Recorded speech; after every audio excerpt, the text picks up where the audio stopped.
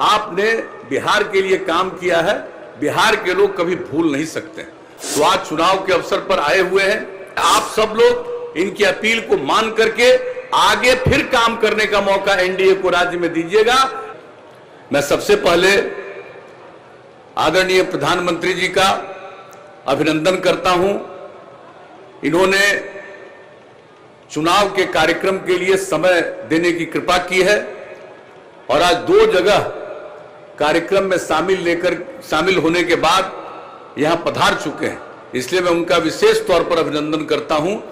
और आए हैं, हम सब उन्हीं को सुनने के लिए आए और जो काम देश के विकास के लिए उन्होंने किया है और बिहार के लिए विशेष पहल कर रहे हैं, इसको कभी भूला नहीं जा सकता।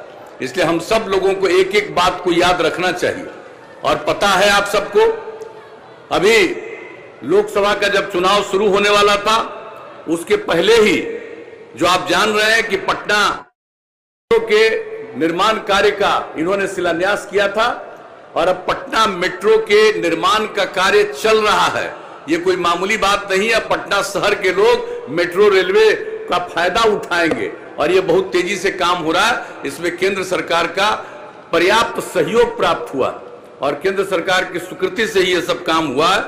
और फिर जो काम स्मार्ट सिटी योजना की है, उसके भी कई योजनाएं चल रही है, बहुत अंतिम चरण में। अभी हाल ही में आदरणीय प्रधानमंत्री जी ने बेउर और करमलीचक में सीवरेज ट्रीटमेंट प्लांट का उद्घाटन किया था, अभी सितंबर महीने में। तो कितना काम करवा रहे हैं और पूरे देश के लिए तो कर ही रहे हैं। और इस बिहार में आप जान रहे हैं, जो कोरोना का दौर तो पूरे दुनिया में चला है, अपने देश में भी है, उसको नियंत्रित करने के लिए इन्होंने जो पहल की है और बिहार को भी जिस प्रकार से भरपूर सहायता दी गई है, और ये कोरोना के दौर में क्या सहायता दी गई है आप बताइए।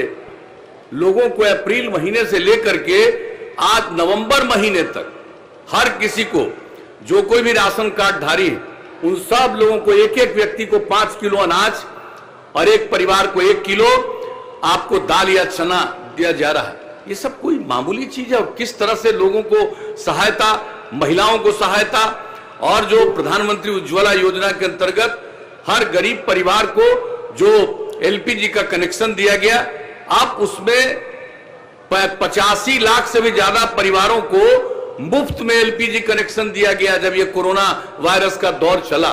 तो एक एक चीज का काम, हर प्रकार से काम। और हम लोगों के बिहार के विकास के लिए आपने जो कृपा की है और कितने बड़े पैमाने पर सड़कों के निर्माण में, पुलों के निर्माण में कितनी बड़ी राशि का आवंटन किया है, 50,000 करोड़ रुपए से भी ज्यादा का आवंटन, और उसमें कितना काम सब जगह हो रहा, एक एक काम। तो इन्होंने जो देश के लिए तो किया ही है और बिहार के लिए भी हर चीजों में।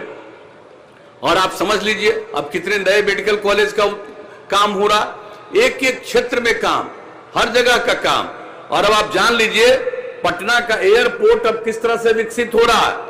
और सिर्फ पटना ही एयरपोर्ट नहीं, इसके बगल में बिहटा एयरपोर्ट का भी निर्माण होगा और बेहतर ढंग से। तो लोगों को कितनी सहूलियत होगी हर क्षेत्र में। तो जिस प्रकार से आपने बिहार के लिए काम किया है, बिहार के लोग कभी भूल नहीं सकते। तो आज चुनाव के अवसर पर आए हुए हैं, आप करने आए हुए हैं, और अगर आप सब लोग इनकी अपील को मान करके आगे फिर काम करने का मौका एनडीए को राज्य में दीजिएगा, तो आप निश्चित जानिए कि ये बिहार को विकसित राज्य में तब्दील करेंगे। बिहार बहुत आगे बढ़ेगा और अब तक जो कुछ भी संभव है काम हो रहा, अब आगे बहुत ज्यादा काम होना, इसके बारे में आप जान लीजिए।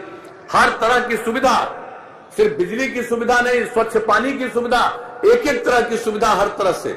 और अगली बार जब मौका मिलेगा तो एक एक चीज पर, एक एक चीज के साफ सफाई पर ध्यान दिया जाएगा, ताकि किसी भी प्रकार से पर्यावरण पर कोई संकट नहीं उत्पन्न हो। तो इसलिए हम तो आए हैं, हम सब लोग यहां पर आए हैं आदरणीय प्रधानमंत्री जी को सुनने के लिए। हम तो यही अपील करेंगे कि आप सब उनके आह्वान पर आप एनडीए को विजयी बनाइएगा, भारी बहुमत से विजयी बनाइएगा।